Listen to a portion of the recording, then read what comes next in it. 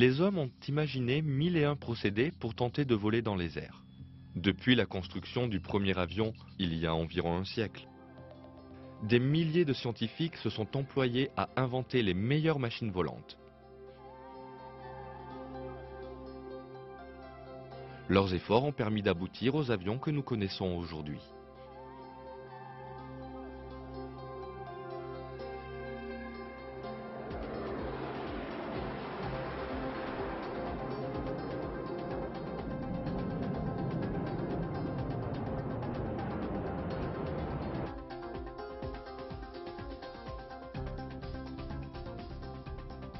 Le fait de voler est un don formidable, mais son utilité dépend grandement de la capacité de contrôle. En fait, la capacité à flotter dans les airs et l'atterrissage sont tout aussi importants que le vol lui-même. Ainsi, les hommes ont-ils réussi à inventer l'hélicoptère. D'une grande maniabilité, il peut en effet planer et décoller verticalement. Pour des motifs avant tout militaires, les États ont consacré des budgets colossaux à la création de l'hélicoptère.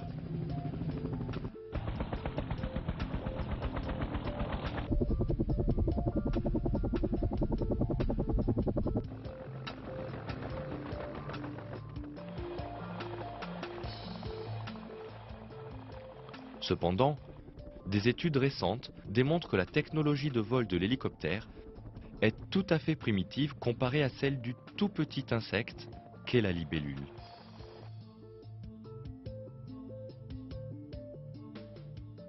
La technique de vol de la libellule est un véritable miracle de conception et surpasse la technologie de tous les appareils créés par l'homme.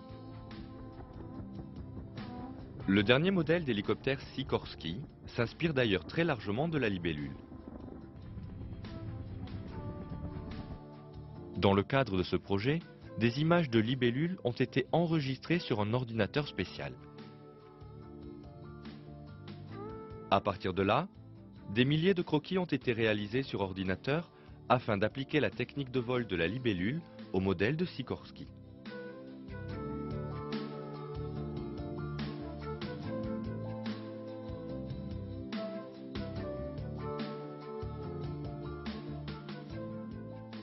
En résumé, la conception du corps d'un petit insecte est plus sophistiquée que celle d'un objet créé par l'homme.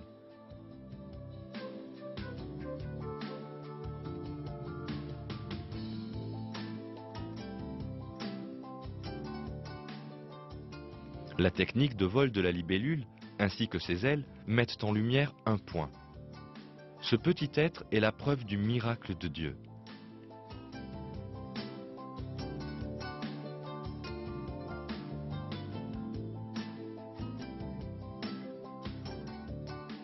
La libellule dispose en effet de 2 paires d'ailes placées en diagonale sur son corps.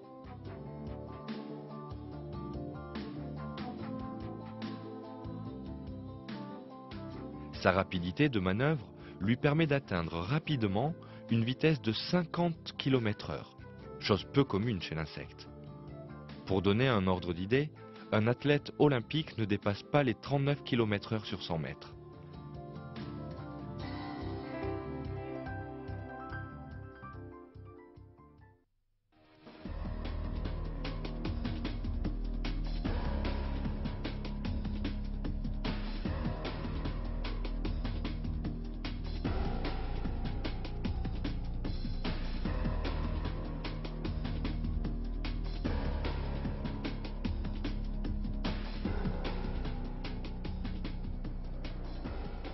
La qualité de vol dépend également d'une autre condition.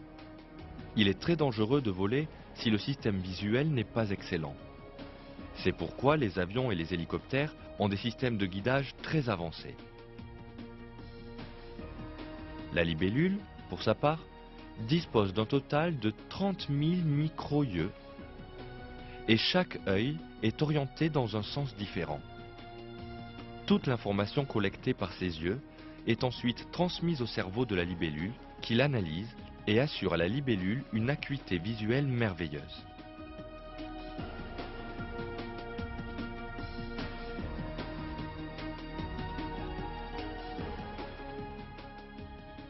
En plus d'avoir une visibilité nettement plus développée que dans l'hélicoptère, la maniabilité est un autre atout dont dispose la libellule. Grâce à une manœuvre de dernière minute, elle parvient à éviter les véhicules et leurs pare-brises, ainsi que les prédateurs.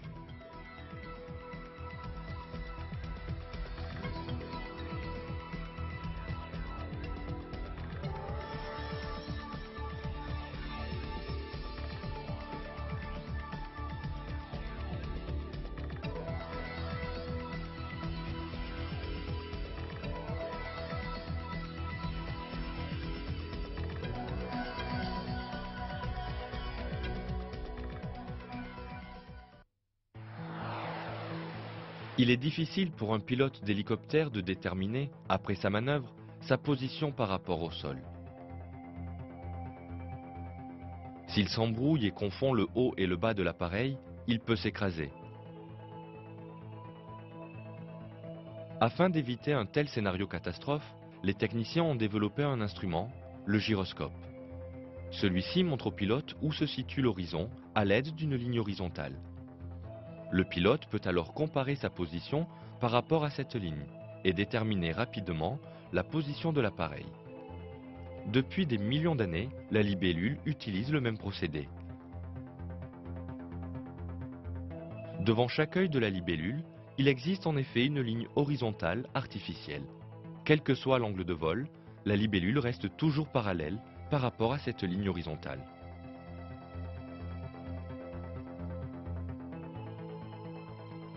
Lorsque le corps de la libellule change de position pendant le vol, les poils situés entre son corps et sa tête sont stimulés. Les cellules nerveuses à la racine de ces poils envoient aux muscles sollicités pour le vol des informations concernant la position de l'insecte dans l'air. Ainsi, les muscles ajustent automatiquement le nombre et la vitesse des battements d'ailes.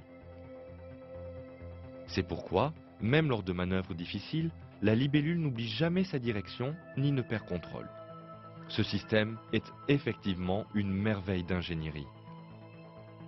À ce stade, toute personne intelligente commence à réfléchir. La libellule n'est pas consciente une minute des systèmes extraordinaires dont elle dispose. Qui a placé dans son corps des systèmes de vol si complexes que même les ingénieurs experts s'en inspirent?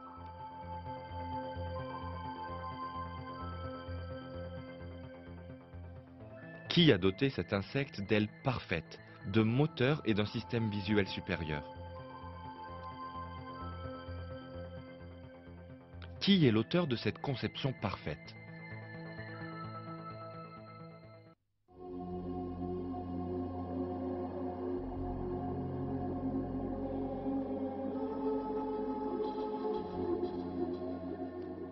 La théorie de l'évolution darwiniste, qui explique la vie par une série de coïncidences, reste muette face à ces questions.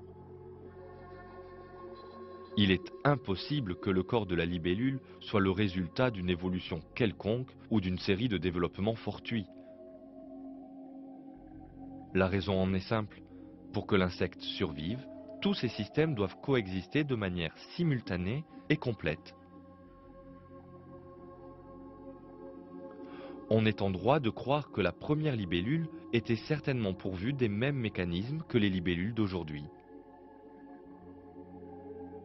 C'est précisément ce que les fossiles mis à jour prouvent. Les libellules sont apparues d'un seul coup,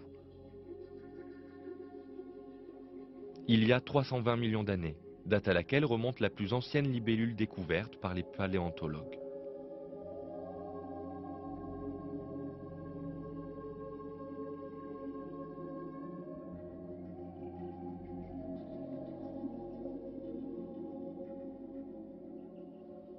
Par rapport à cette dernière, la libellule actuelle n'a subi aucune évolution. Les fossiles les plus anciens montrent des insectes tout à fait semblables à ceux d'aujourd'hui.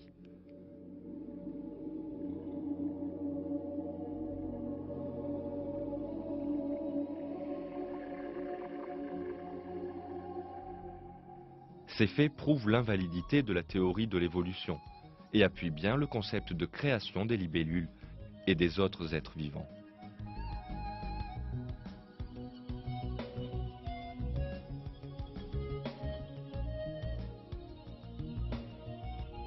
Dieu, Seigneur de l'univers, est l'auteur de toutes les créatures vivantes, et toute vie est la preuve de son existence. En dehors de Dieu, il n'existe aucune force capable de créer même une mouche. Dieu dit dans le Coran: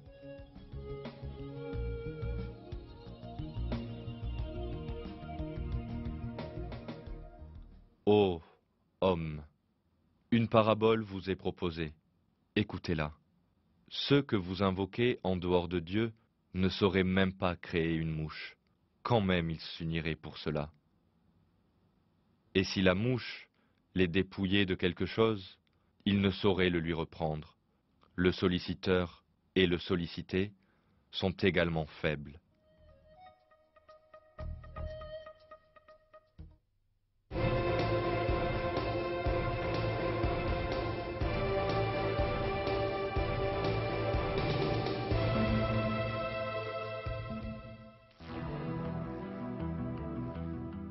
Les créatures que nous avons étudiées pendant ce film ne sont que quelques exemples des merveilles dans la nature.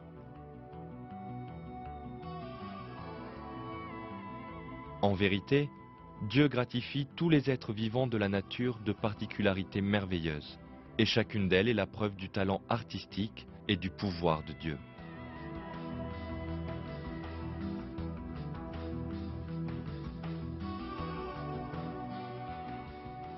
Il est essentiel de voir les merveilles en chaque être et d'en saisir le sens.